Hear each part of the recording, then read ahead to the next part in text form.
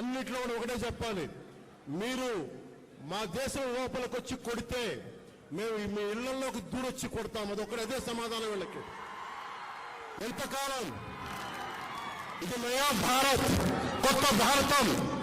శాంతి శాంతి శాంతి, శాంతి కపోతాలు ఎగరేయటం, శాంతి వచ్చే వాళ్ళు పనిచేయం.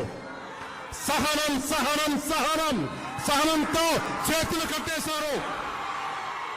చాలు, మా ఇళ్లలోకి దూరొచ్చి కొడితే మీ సరిహద్దుల లోపలికి వచ్చి దూరి కొడతాం.